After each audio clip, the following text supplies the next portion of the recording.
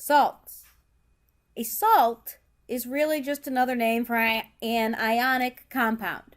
Just like we say NaCl is salt, salt is really just a class of compounds which are ionic compounds.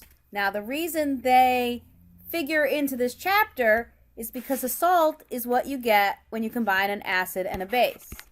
An acid plus a base always yields water and a salt.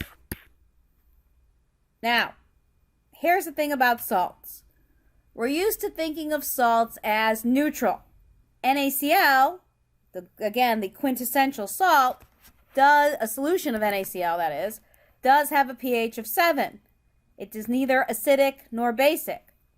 But that's because the acid and the base that went together to make NaCl were a strong acid plus a strong base. Okay, so a strong acid plus a strong base always yields water and a neutral salt. A salt that gives a pH of 7 in solution.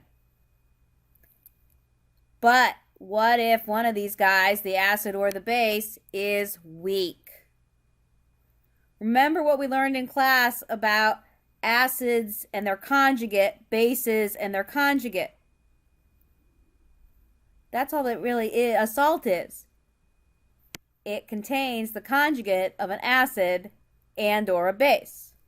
For example, acetic acid plus sodium hydroxide. Nice double replacement, HOH, there's your water part, and sodium acetate. Sodium acetate is the salt. This guy, NaOH, strong base. So its conjugate is Na+. Since NaOH is a strong base, it completely dissociates. The ions don't come back together to form NaOH. So Na+ is a spectator ion. We can ignore it altogether, and the only thing we have to worry about is C2H3O2-. Well, that guy's a weak base because it's the conjugate of acetic acid. So we know that it will actually continue on in solution to react with water, reform acetic acid, and have some extra OH-. This is a basic salt. Because of that OH-, C2H3O2- is a weak base, and NaC2H3O2 is a basic salt. So any salt that's formed from a weak acid plus a strong base is going to be a basic salt. It has a cation that can be ignored because it won't react with anything and still in solution, and an anion that will pull the H off of water and leave an OH-, hence a basic salt. An acidic salt is going to be something like a weak base plus a strong acid. Now your salt is ammonium chloride.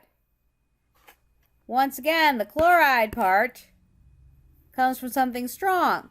HCl completely dissociates. Cl- does not react with H+ to go back to HCl. What I've got is NH4+, which we all know is a weak acid.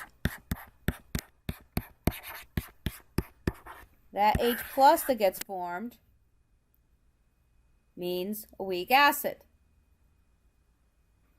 So if it's a weak base plus a strong acid, you're going to get an acidic salt.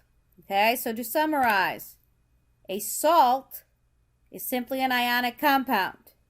if the cation on the salt and the anion of the salt are conjugates of a strong acid and a strong base, NaCl, KBr, SrNO3, 2, those are all neutral salts because the pieces connect up to strong acids and strong bases.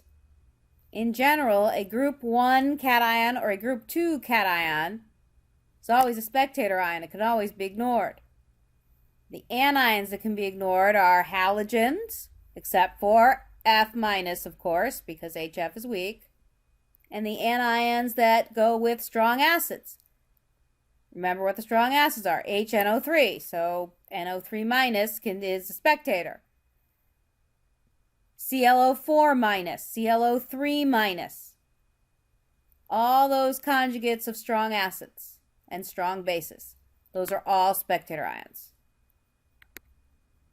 If, on the other hand, you see an anion that you know is the conjugate of a weak acid, acetate, fluoride, nitrite, almost anything like that where the counterpart is not a strong acid, this is going to be a basic salt.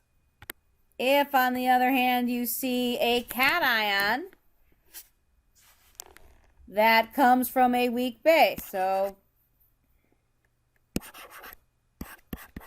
NH4 plus, and all those lovely derivatives of that.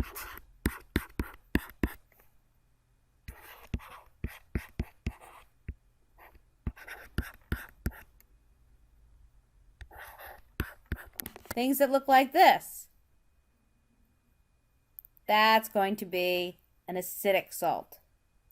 Now, it's never going to be that two halves are weak, because it's always true that one of them is stronger than the other. So the ones they give you are always going to be one of them's the conjugate of a weak and the other's the conjugate of a strong, or they're both conjugates of strong. And that's salts.